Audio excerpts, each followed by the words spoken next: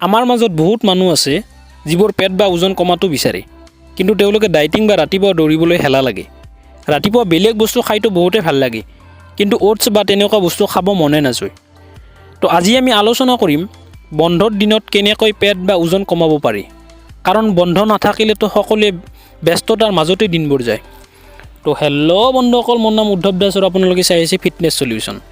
ভিডিঅ'টো ভাল লাগিলে চেনেলটো ছাবস্ক্ৰাইব কৰি ল'ব। তো ফ্ৰেণ্ডছ, আজিৰ এইটো ভিডিঅ'ত আলোচনা কৰিম ৰাতিপুৱাৰ 6টা অভ্যাস। যদি আপুনি কৰে তেন্তে অতি সোনকালে আপোনাৰ পেট বা আপোনাৰ ওজন কমি যাব।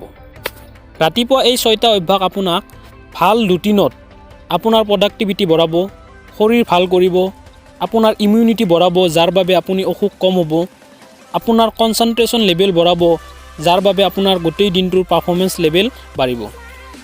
তো প্ৰথমতে নাম্বাৰ 1, দিনটোৰ আৰম্ভ কৰিব কুহুমীয়া গৰম পানীৰে। ৰাতিপুৱা যেতিয়া আপুনি উঠিব, এগিলাচ পানী অলপ গৰম কৰি আপোনাৰ সময়মতে খাব। কুহুমীয়া গৰম পানী খালে শৰীৰত টক্সিন ওলায়, যাৰ বাবে আপোনাৰ শৰীৰত ফেট কমাবলৈ সহায় পায় আৰু অতি সোনকালে ডাঙৰ পেট বা ওজন কমে। নাম্বাৰ 2, ৰাতিপুৱা চাহ খোৱাতকৈ গৰম পানীত নেমু আৰু মধু ল'বলৈ আৰম্ভ কৰক।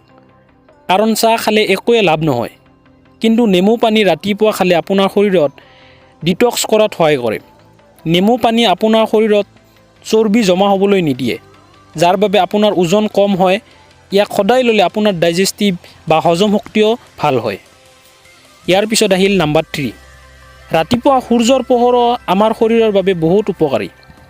ইয়াৰ পৰা আমাৰ শৰীৰত ভিটামিন ডি পোৱা যায় আৰু আমাৰ শৰীৰৰ বনছ অৰ্থাৎ হাড় মজবুত হয়।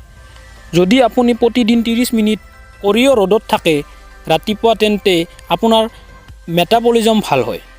ইয়াৰ পিছত 4 নম্বৰ হ'ল প্ৰতিদিন ৰাতিপুৱা 15ৰ পৰা 30 মিনিটলৈকে দৌৰিব বা বুলিব লাগে। কাৰণ আমি সকলোৱে জানো ৰাতিপুৱাৰ অক্সিজেন ফ্ৰেছ থাকে আৰু দৌৰাৰ ফলত গোটেই শৰীৰৰ ব্যায়াম হয়। গতিকে অলপ কষ্ট হ'লেও ৰাতিপুৱা সোনকালে উঠি বোলা বা দৌৰাৰ অভ্যাস কৰক। তাৰপিছত 5 নম্বৰ, ৰাতিপুৱাৰ ভাগৰ আহাৰ। আপোনাৰ পেট বা ওজন কমাবলৈ ৰাতিপুৱাৰ ভাগৰ আহাৰ বহুত দৰকাৰী। এইটো মনত ৰাখিব, পেট কমাবলৈ বা ওজন কমাবলৈ হ'লে খাদ্য কম খোৱাটো ঠিক নহয়। ভাল খাদ্য খোৱাহে দৰকাৰী, যেনে ওটছ ইত্যাদি। নাম্বাৰ 6, আপুনি সদায় মনত ৰাখিব আপুনি প্ৰতিদিন কি ধৰণৰ খাদ্য খাই আছে। সেইবোৰ খাদ্য আমাৰ বাবে খুবেই দৰকাৰী না বেছি দৰকাৰী নহয়। গতিকে পেট বা ওজন কমাবলৈ যদি আপুনি ভাবি আছে কম খাদ্য খাম, তেন্তে আপুনি ভুল ভাবি আছে। গতিকে এয়া আছিল পেট কমোৱা বা ওজন কমোৱা ৰাতিপুৱাৰ অভ্যাসবোৰ। ভিডিঅ'টো ভাল লাগিলে লাইক কৰিব, কিবা জানিব থাকিলে কমেণ্টত জনাব আৰু শ্বেয়াৰ কৰিবলৈ নাপাহৰিব। ধন্যবাদ। জয় আই অসম।